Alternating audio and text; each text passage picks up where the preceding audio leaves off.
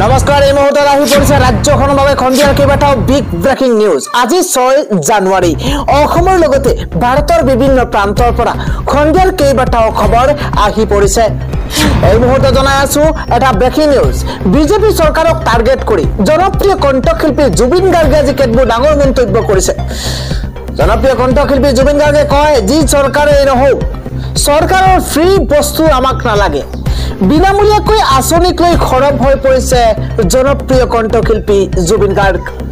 চৰকাৰৰ বিনামূলীয়া আঁচনিক লৈ ডাঙৰ মন্তব্য কণ্ঠশিল্পী জুবিন গাৰ্গৰ। চৰকাৰৰ বিনামূলীয়া আঁচনি হেনো আমাক নালাগে। যি চৰকাৰেই নহওক চৰকাৰৰ ফ্ৰী বস্তু আমাক নালাগে। ফ্ৰী চাউল খুৱাই খুৱাই চব্জি বনাই দিছে আমাক, আমি নিজেই খেতি কৰি খাম। বহু ৰাজনীতিবিদে মোক বুজি নাপায়। বিনামূলীয়া আঁচনিৰ বিৰুদ্ধে খৰব হৈ পৰিছে কণ্ঠশিল্পী জুবিন গাৰ্গ। পৰৱৰ্তী খবৰটো মন্ত্ৰীৰ সমষ্টিৰ বিজেপি নেতা কমল দেক আজি হত্যা কৰা হৈছে।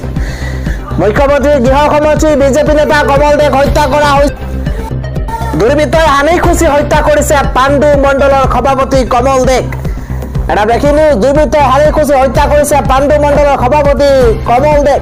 গুৱাহাটী মহানগৰীত নিশা সংঘটিত হৈছে ভয়ংকৰ হত্যাকাণ্ড। নিশা স্কুটাৰেৰে ঘৰলৈ গৈ থকা অৱস্থাতে হত্যা বিজেপি নেতাজনক।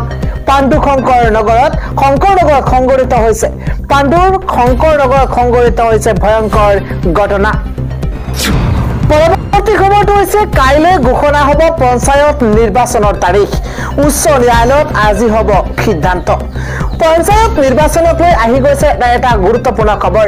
পঞ্চায়ত নিৰ্বাচনক লৈ আজি গুৰুত্বপূৰ্ণ শুনানি। গুৱাহাটী উচ্চ ন্যায়ালয়ৰ শুনানিয়ে নিৰ্ধাৰণ কৰিব পঞ্চায়ত নিৰ্বাচনৰ তাৰিখ। গুৱাহাটী উচ্চ ন্যায়ালয়ৰ সেউজ সংকেতলৈ অপেক্ষা কৰি আছে ৰাজনৈতিক দলে। কাইলৈ ঘোষণা হ'ব পাৰে আগন্তুক পঞ্চায়ত নিৰ্বাচনৰ দিন আৰু বাৰ। গোচৰটোৰ ৰায়ৰ ওপৰতে নিৰ্ভৰ কৰিব নিৰ্বাচনৰ চূড়ান্ত দিন। নিৰ্বাচনী অধিসূচনা জাৰি কৰাৰ বাবে সাজু ৰাজ্যিক নিৰ্বাচনী আয়োগ। পৰৱৰ্তী খবৰটো হৈছে আজিৰ দিনটোত ৰাজ্যৰ বিভিন্ন প্ৰান্তৰ আকাশ ঘাইকৈ ডাঙৰীয়া হৈছে। বতৰে বিধি পথালি দিব নেকি? বতৰে পাতিব বিহু? পাতিব নিদিব নেকি বিহু? এবাৰ ৰাজ্যত হ'ব পাৰে নেৰানেপেৰা বৰষুণ। বিহুৰ পূৰ্বে ৰাজ্যজুৰি বৰষুণৰ সম্ভাৱনা প্ৰকট। আগন্তুক 3 দিন প্ৰচণ্ড শীতে কঁপাব উজনি আৰু নামনি। বতৰ বিজ্ঞান কেন্দ্ৰই জাৰি কৰিছে হাই এলাৰ্ট। বিশেষকৈ উজনিৰ কেইবাখনো জিলাত বৰষুণ হোৱাৰ সম্ভাৱনা আছে। বৰষুণৰ লগতে কুঁৱলীৰ আচ্ছাদৰে ডাকিব ৰাজ্য। কুঁৱলীৰ লগতে প্ৰচণ্ড বতাহ বৰষুণে প্ৰভাৱিত কৰিব ৰাজ্য। বিশেষকৈ 6খন জিলাৰ বতৰে ধাৰণ কৰিব কাল ৰূপ। বতাহ বৰষুণৰ লগতে বিজুলী ঢেৰেকণিৰো আশংকা প্ৰকাশ কৰিছে বতৰ বিজ্ঞান কেন্দ্ৰই। আজিৰে পৰা 9 জানুৱাৰী পৰ্যন্ত 6খন জিলাত জাৰি কৰা হৈছে এলাৰ্ট। 7 জানুৱাৰীত কামৰূপ মেট্ৰ, মৰিগাঁও, নগাঁৱত হাই এলাৰ্ট জাৰি কৰা হৈছে। উজনি অসমৰ ডিব্ৰুগড়, তিনিচুকীয়া, শিৱসাগৰ, যোৰহাটতো বতৰে কাল ৰূপ ধাৰণ কৰাৰ সম্ভাৱনা আছে। 8 আৰু 9 জানুৱাৰী পৰ্যন্ত ডিব্ৰুগড়, তিনিচুকীয়াত বতাহ বৰষুণৰ আশংকা বতৰ বিজ্ঞান কেন্দ্ৰৰ। বৰষুণৰ বাবে উজনিত বিহুৰ পূৰ্বে ব্যাপক শীতৰ আশংকা। 6খন জিলাত বতৰ বিজ্ঞান কেন্দ্ৰই এইদৰে য়েলো এলাৰ্ট জাৰি কৰিছে। আজিৰ আটাইতকৈ গুৰুত্বপূৰ্ণ খবৰ হৈছে ভাৰতত চিনাক্ত হৈছে প্ৰথমজন HMPV ভাইৰাছত আক্ৰান্ত ৰোগী। পুনৰ আন এটা নতুন ভাইৰাছে আক্ৰমণ চলাইছে। ভাৰতৰ কোটি কোটি নাগৰিকলৈ ভয়ংকৰ খবৰ। HMPV ভাইৰাছত আক্ৰান্ত প্ৰথমজন ৰোগী ইতিমধ্যে চিনাক্তকৰণ কৰা হৈছে। বাংগালুৰুত এটি 8মহীয়া কন্যা শিশু দেশত ধৰা পৰিছে HMPV ভাইৰাছ। আক্ৰান্ত শিশুটিক বেপ্টিষ্ট হস্পিটেলত ভৰ্তি কৰোৱা হৈছে। এটুকৈ উদ্বেগজনক খবৰে এতিয়া সমগ্ৰ ভাৰত তথা অসমৰ লগতে ভাৰতৰ চুকে কোণে এতিয়া আলোড়নৰ সৃষ্টি কৰিছে। কিয়নো পুনৰ কোভিডৰ দৰে ভয়ংকৰ ৰূপ ল'ব পাৰে HMPV ভাইৰাছে। ইতিমধ্যে কেইবাখন ৰাজ্যই জাৰি কৰিছে ভাইৰাছক লৈ গাইডলাইন। পুনৰ সৃষ্টি হ'ব পাৰে কোভিড সদৃশ পৰিৱেশৰ। শিশুটি কৰ্ণাটকৰ এটি পৰিয়ালৰ বুলি ইতিমধ্যে জানিব পৰা গৈছে আজিৰ খন্দিয়াৰ আন এটা গুৰুত্বপূৰ্ণ খবৰ মেট্ৰিক পাছ কৰিলে চৰকাৰী চাকৰি মুকলি হৈছে ৩২,৪৩৮টা পদ যুৱক যুৱতীৰ বাবে ভাল খবৰ নৱবৰ্ষতে লাখ লাখ নিবনুৱা যুৱক যুৱতীৰ বাবে ভাল খবৰ দশম শ্ৰেণী উত্তীৰ্ণ হৈ লাভ কৰিব চৰকাৰী চাকৰি দশম শ্ৰেণী উত্তীৰ্ণ হৈ এতিয়াৰ পৰা লাভ কৰিব চৰকাৰী চাকৰি হাতত মাত্ৰ কেইটামান দিন আৰু সেই সুযোগটো আপুনি নেহেৰুৱাব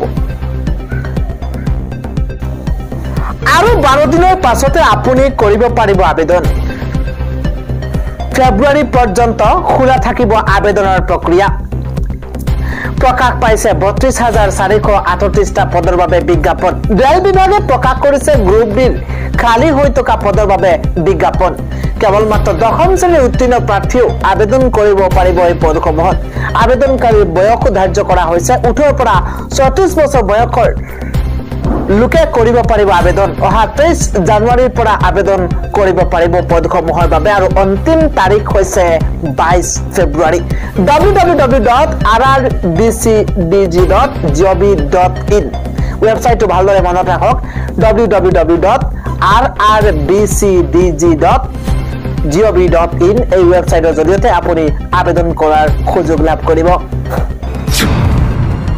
আন এটা গুৰুত্বপূৰ্ণ খবৰ হৈছে পদত্যাগ কৰিব কানাডাৰ প্ৰধানমন্ত্ৰী জাষ্টিন ট্ৰুডে এটা ব্ৰেকিং নিউজ ডাঙৰ খবৰ পদত্যাগ কৰিব কানাডাৰ প্ৰধানমন্ত্ৰী জাষ্টিন ট্ৰুডে পৰৱৰ্তী খবৰটো হৈছে বিপদ নহয় দিল্লীবাসীয়ে বিচাৰে উন্নয়ন আম আদমি পাৰ্টিক এবাৰ খুটাৰ সমালোচনা কৰিছে প্ৰধানমন্ত্ৰী নৰেন্দ্ৰ মোদীয়ে দিল্লী বিধানসভা নিৰ্বাচনক লৈ শাসক বিৰোধীৰ মাজত বৃদ্ধি পাইছে তৎপৰতা এইবাৰ নিৰ্বাচনত শাসকীয় দল আম আদমি পাৰ্টিক ক্ষমতাচ্যুত কৰাৰ লক্ষ্যৰে আগ্ৰাসী প্ৰচাৰ অভিযান আৰম্ভ কৰিছে বিজেপিয়ে বিজেপিৰ জ্যেষ্ঠ নেতাৰ সমান্তৰালকৈ এবাৰ প্ৰধানমন্ত্ৰী নৰেন্দ্ৰ মোদীয়েও লক্ষ্য কৰি লৈছে অৰবিন্দ কেজৰিৱালৰ নেতৃত্বাধীন আম আদমি পাৰ্টিক প্ৰধানমন্ত্ৰী নৰেন্দ্ৰ মোদীয়ে দিল্লীত জাপানী পাৰ্কত আয়োজন কৰা পৰিৱৰ্তন জনসমাৱেশত ভাষণ প্ৰদান কৰি দেশৰ ৰাজধানীক বিপদ নহয় উন্নয়ন লাগে বুলি মন্তব্য কৰে তেওঁ কয়